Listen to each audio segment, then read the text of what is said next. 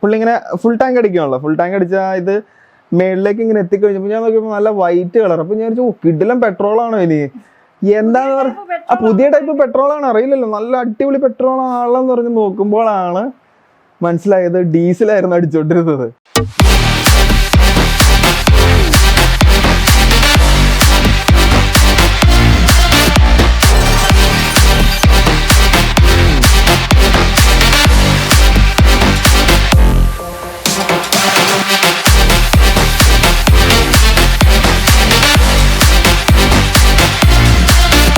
SBIക്ക് almost എല്ലാവർക്കും അറിയാം, super bikers in Kerala. അപ്പൊ അതിൻ്റെ അകത്ത് ബാംഗ്ലൂർ വിങ് ഉണ്ട് നമുക്ക്. അപ്പോൾ സനലാണ് സ്ക്രാംബ്ലർ, സനലാണ് അതിന്റെ അഡ്മിനൊക്കെ. അപ്പൊ അങ്ങനെയാണ് ഞാൻ സനലിനെയൊക്കെ പരിചയപ്പെടുന്നത്. സനലിനെ നിനുവിനെ, സനലിന്റെ വൈഫാണ്. അവരും ഞങ്ങളെ പോലെ തന്നെ ഒരു ഓൾമോസ്റ്റ് 20,000 കിലോമീറ്റേഴ്സ് അവരും ഓൾമോസ്റ്റ് സ്ക്രാംബ്ലറിൽ 2022 എങ്ങാണ്ടായി അവരും. അപ്പോൾ അങ്ങനെയാണ് ഞങ്ങൾ അവരെ പരിചയം. അപ്പോൾ സനലിന്റെ ബ്രദറിന്റെ മാരേജ് ആണ് മലപ്പുറത്ത്. അപ്പോൾ ഞാനും ശങ്കർജിയും ടൈഗർ ഉണ്ട്, ഞങ്ങൾ രണ്ടുപേരും ഇവിടുന്ന് റൈഡ് ചെയ്ത് അവിടെ പോയി കല്യാണമൊക്കെ അടിച്ചു പൊളിച്ചു. അപ്പോൾ പുള്ളിക്കാരത്തേക്ക് പല്ലെടുത്തതിന്റെ ഒരു സീനുള്ള കാരണം റൈഡ് ചെയ്യാൻ പറ്റില്ല. അപ്പൊ പുള്ളിക്കാരത്തി മാത്രം ബസ്സിനോ ഫ്ലൈറ്റിനോ എന്തോ റിട്ടേൺ വരാന്ന് ബസ്സിന് വരാന്ന് പറഞ്ഞു. അപ്പൊ റിട്ടേൺ ഞാന് ടൈഗർ ശങ്കർജി എന്ന് ഞങ്ങൾ വിളിക്കണേ, നമ്മുടെ ഒരു ചേട്ടനാണ്. അപ്പൊ ഞാന് ശങ്കർജി പിന്നെ സനലും വൈഫും ചിന്നു എന്നാണ് ഞങ്ങൾ വിളിക്കുന്നത്. അപ്പൊ ഞങ്ങള് മൂന്നുപേരും കൂടി ഇങ്ങനെ വന്ന് ഫുൾ റൗണ്ടൊക്കെ അടിച്ച് പ്രകൃതി സൗന്ദര്യമൊക്കെ ആസ്വദിച്ച് ആമല ഈമല പൂമലയൊക്കെ കയറി കടന്ന് ഗുണ്ടൽപേട്ട് എത്തിയപ്പോൾ ഷെല്ല് ഇപ്പുറത്തെ റൈറ്റിലുണ്ടായിരുന്നു. അപ്പൊ ഷെല്ല് ഞങ്ങൾക്ക് മിസ്സായി, ഫ്രണ്ടിലേക്ക് പോയി. ലെഫ്റ്റിലെത്തി കഴിഞ്ഞപ്പോൾ നമ്മുടെ ഇന്ത്യൻ ഓയിലിന്റെ പമ്പ്, ഇന്ത്യൻ ഓയിലാന്ന് തോന്നുന്നു, ഇന്ത്യൻ ഓയിൽ അല്ല സോറി ഭാരത് പെട്രോളിയത്തിന്റെ ആണെന്ന് തോന്നുന്നു, പമ്പുണ്ട് ഓർണം, ലോക്കൽ പമ്പാ, പക്ഷെ അടിക്കണമല്ലോ. അപ്പോൾ ഫസ്റ്റ് ടൈഗർ നിൽക്കുന്നു, സെക്കൻഡ് സ്ക്രാംബ്ലർ നിൽക്കുന്നു, മൂന്നാമത്തെ എൻ്റെ വണ്ടി. ഫസ്റ്റ് ടൈഗർ അടിച്ചു മാറ്റി, സ്ക്രാംബ്ലർ അടിച്ചു മാറ്റി, അടുത്ത എൻ്റെ ഫില്ല് ചെയ്തുകൊണ്ടിരിക്കുക. ഫില്ല് ചെയ്ത് പുള്ളി ഇങ്ങനെ ഫുൾ ടാങ്ക് അടിക്കുകയാണല്ലോ. ഫുൾ ടാങ്ക് അടിച്ചാൽ ഇത് മേളിലേക്ക് ഇങ്ങനെ എത്തിക്കഴിഞ്ഞപ്പോൾ ഞാൻ നോക്കിയപ്പോൾ നല്ല വൈറ്റ് കളർ. അപ്പൊ ഞാൻ കിടിലം പെട്രോളാണോ ഇനി എന്താന്ന് പറഞ്ഞ ആ പുതിയ ടൈപ്പ് പെട്രോളാണ്, അറിയില്ലല്ലോ, നല്ല അടിപൊളി പെട്രോൾ ആണെന്ന് പറഞ്ഞ് നോക്കുമ്പോഴാണ് മനസ്സിലായത് ഡീസലായിരുന്നു അടിച്ചോണ്ടിരുന്നത്.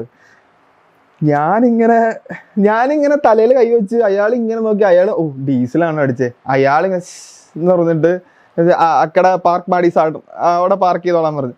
ഞാനിങ്ങനെ എനിക്ക് എന്ത് ചെയ്യണമെന്ന് അറിയില്ല. ഒരു 10 സെക്കൻഡ്സ് ഞാൻ ഫുൾ ബ്ലാങ്ക് ആയിപ്പോയി. ഞാൻ കീ ഓൺ ചെയ്തോ ഇല്ലയോ എന്ന് എനിക്ക് അറിഞ്ഞൂടാ, പക്ഷെ ഞാൻ വണ്ടി ഒതുക്കി വെച്ച്. അപ്പോൾ ശങ്കർജിയും സനലും വന്നിട്ട് എന്താ പറ്റിയെന്ന് വെച്ച്. ഞാൻ പറഞ്ഞു, എടാ പണി പാളി, ഡീസൽ അടിച്ചേക്കണേ, നിങ്ങളുടെയും കൂടി ചെക്ക് ചെയ്യാൻ പറഞ്ഞു.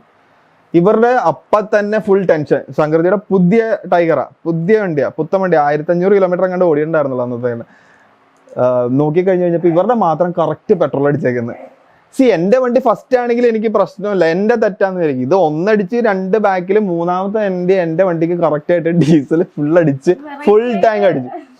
അപ്പോ എനിക്ക് തന്നെ ഡൗട്ടായി, ഞാൻ കീ ഓൺ ചെയ്തോ ഇല്ലയോന്ന്. കീ ഓൺ ചെയ്ത് കഴിഞ്ഞാൽ അറിയാലോ, ഫ്യൂൽ പമ്പിൽ കൂടി കയറി ഇഞ്ചക്ടറിലൊക്കെ വന്ന് ഫുള്ള് സീനാവും. അപ്പോൾ അവിടുത്തെ പമ്പിന്റെ മാനേജർ വന്ന് എന്ത് പറ്റി സാറിനൊക്കെ ചോദിച്ചു. പറഞ്ഞു ഇതെന്താണ് ഡീസൽ അടിച്ചത്. അപ്പോൾ പറഞ്ഞു ഇതിനു മുമ്പൊക്കെ ഞങ്ങൾ ഉണ്ടായിട്ടുള്ളത്, നമ്മളെ കുറെ കണ്ടതാണ്, ഇതൊക്കെ എങ്ങനെ ഉണ്ടായിട്ടുള്ള, അവർക്ക് ഒരു പുച്ഛ ഭാവം എന്തോ ഇതൊക്കെ ഉണ്ടായിട്ടുള്ളതാണ്, ഞങ്ങളിപ്പോ സെറ്റ് ചെയ്ത് തരാം, നമ്മൾ മറ്റേ ഇവരിങ്ങനെ വലിച്ചെടുത്ത് കളയാന്ന് പറഞ്ഞു. ഞാൻ പറഞ്ഞു നിനക്കെന്ത് തമാശയാണോ എന്ന് ചോദിച്ചു. 10 ലക്ഷം രൂപയുടെ വണ്ടിയാ, ഫ്യൂൽ പമ്പ് എനിക്ക് തോന്നുന്നത് 18,000 22,000. ഞാൻ പറഞ്ഞു ഫ്യൂൽ പമ്പ് പോയി നിങ്ങൾ പൈസ വരുമോന്ന് ചോദിച്ചു. 22,000. അപ്പോൾ എൻ്റെ അടുത്ത് അപ്പോഴാണ് ഇവന്മാർക്ക് അയ്യോ പണി പാളിയാ. ഇവിടുത്തെ സനലും ശങ്കരൻ ചോദിച്ചു കീ ഓൺ ചെയ്തോ. അപ്പൊ ഞാൻ ഇല്ലാന്ന് പറഞ്ഞു. കുറച്ചേരം കഴിഞ്ഞപ്പോ ഈ ടെൻഷനിൽ എനിക്ക് തന്നെ ഡൗട്ട്, ഇനി ഓൺ ചെയ്തോ അറിയില്ലല്ലോ. അപ്പൊ ഇവന്മാര് ഇത് ചെയ്യാന്ന് പറഞ്ഞു. ഞാൻ പറഞ്ഞു ഒന്നും വേണ്ട, സനലിന്റെ കയ്യിലെ ടൂൾ കിറ്റ് ഉണ്ടായിരുന്നു, LNG. ഇത് ടാങ്ക് അഴിക്കുക എളുപ്പം എന്ന് വെച്ച് കഴിഞ്ഞാൽ ഒരു 4 LNG, ഒരു സ്റ്റാറും, അങ്ങനെ കുറച്ച് ഒരു 10ന്റെ സ്പാനർ വരെ. ഈ റൈഡിന് തൊട്ട് മുമ്പ് ലാസ്റ്റ് ഞാൻ ഓഫീസിൽ നിന്ന് ഇറങ്ങുമ്പോൾ ഒരു 10 ഓപ്പണന്റെ സ്പാനർ വെറുതെ ഇരിക്കുക. ഞാൻ ഈ സ്പാനർ ചുമ്മാ എൻ്റെ മനസ്സിൽ ചുമ്മാ എടുത്തേക്കാൻ വിചാരിച്ചു. ഞാൻ ഒരു റൈഡിനും എടുത്തിട്ടില്ല, ഇതിനു മുമ്പ് 1000 കിലോമീറ്റർ പോയിട്ട് ഞാൻ എടുത്തില്ല. അന്ന് ഞാൻ ആ 10ന്റെ സ്പാനർ എടുത്ത്, ആ സ്പാനർ ഉള്ളവരാണ് എനിക്ക് ടാങ്ക് അഴിക്കാൻ പറ്റിയത്. ഇന്നും ആ സ്പാനർ എൻ്റെ ബാഗിൻ്റെ അകത്തുണ്ട്. അതൊരു എന്താ പറയുന്ന ഒരു സംഭവമായിട്ട് ഞാൻ കൊണ്ടു നടക്കും. അപ്പം തന്നെ ഞാൻ അവിടെ വെച്ച് തന്നെ ടാങ്ക് ഫുൾ അഴിച്ചു, എല്ലാം അഴിച്ചു, ഫുൾ പീസാക്കി.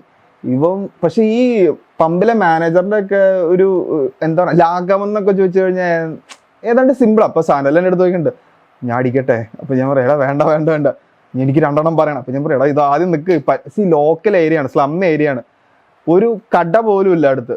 ഒരു കട പോകണമെങ്കിൽ ഒരു 1.5-2 കിലോമീറ്റർ പോകണം. അപ്പൊ നമ്മൾ പരിചയമില്ല സ്ഥലത്തായിട്ട് നമുക്ക് അറിയാം, നമ്മുടെ കൂടെ അവന്റെ വൈഫുണ്ട്, ഒരു പെങ്കൊച്ചും കൂടെ ഉള്ളല്ലോ. അപ്പൊ നമ്മൾ അങ്ങനെ ഒന്നും ചെയ്യാൻ പാടില്ല. പക്ഷെ നമുക്ക് തിളച്ചു നിൽക്കുക.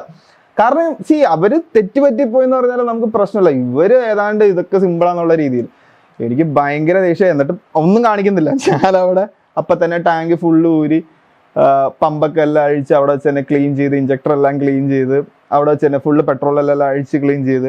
അതിൻ്റെ ഇടയ്ക്ക് ഒരു പാവം ലാബ് അവിടെ കിടപ്പുണ്ട്. ആ ലാബാണെങ്കിൽ ഭയങ്കര കൊര. ഞാൻ നോക്കിയപ്പോ അവിടുത്തെ ആള് ലാബിന്റെ വാടച്ച് നോക്കിയാ മിണ്ടാട്ടിരിക്കും ഇവിടെ ആകെ സീനാണ്. അപ്പൊ ഓർഡർ പറഞ്ഞാ അവനെ അഴിച്ചുവിടും, അതുകൊണ്ടാണ് അത് ബഹളം ഉണ്ടാക്കണെന്ന് പറഞ്ഞു. ഞാൻ കഷ്ടപ്പെട്ട് വേർത്ത് ഇത് അഴിച്ചുകൊണ്ടിരിക്കുമ്പോ ലാബിനെ അഴിച്ചുവിട്ടു. ലാബ് ഇങ്ങനെ നേരെ എൻ്റെ അടുത്ത് വന്നിട്ട് എന്ത് പറ്റിയായിട്ട് പാവൊരു പട്ടി. അപ്പോഴേക്കും അവര് പേടിച്ച് വിളിച്ചോണ്ട് നീക്ക് വന്നേ ഇവിടെ ആകെ സീലലമ്പാന്ന് പറഞ്ഞു. ഫുള്ള് ക്ലീൻ ചെയ്ത് പമ്പെല്ലാം ഞാൻ അവിടെ വെച്ച് തന്നെ അഴിച്ചെല്ലാം ക്ലീൻ ചെയ്ത്. കാരണം എനിക്ക് അറിഞ്ഞൂടാ, ഞാൻ ഓൺ ചെയ്യാൻ ടെൻഷനിൽ ഞാൻ അവനും മറന്നുപോയി. ഫുള്ളെല്ലാം ചെയ്ത് ഫുൾ ടാങ്ക് പെട്രോൾ അവരടിച്ച് സ്റ്റാർട്ട് ചെയ്ത്. ഒരു ബിറ്റ് വൈറ്റ് സ്മോക്ക് പോലും ഉണ്ടായിരുന്നില്ല. വണ്ടി ക്ലീനായി, ഡീസൽ വാഷ് ചെയ്ത പോലെ വണ്ടി ക്ലീനായി. എല്ലാം സെറ്റ് ചെയ്ത് എല്ലാം കഴിഞ്ഞ്. അപ്പോൾ സനല പറയാം, ഞാൻ പറഞ്ഞു 2 എണ്ണം പറഞ്ഞിട്ട് പോകണമെന്ന് പറഞ്ഞു. ഇതെല്ലാം സെറ്റ് ചെയ്ത് കഴിഞ്ഞപ്പോഴേക്കും ഇവന്മാർക്ക് എന്താ പറ്റിയെന്ന് അറിഞ്ഞൂടാ. ഇവര് ആ അടിച്ച ആളും മാനേജറും കൂടി വന്നിട്ട് സോറി സാർ തെറ്റുപറ്റിപ്പോയി അതാണ്. അപ്പൊ ഞാൻ പറഞ്ഞു ഇത്രേ നമ്മൾ ആഗ്രഹിക്കുന്നുള്ളൂ. ഇപ്പൊ എനിക്ക് വർക്ക് അറിയാം, അതുകൊണ്ടാണ് ഞാൻ ആ വണ്ടി ഇവിടെ വെച്ച് തന്നെ അഴിച്ചത്. ഇപ്പൊ ടൈഗറിനോ സ്ക്രാംബ്ലറിനോ ആയിരുന്നെങ്കിൽ യൂട്യൂബിൽ ഇരുന്ന് ഞങ്ങൾ നോക്കേണ്ടി വന്നേനെ എങ്ങനെ അഴിക്കട്ടെ എന്നുള്ളത്.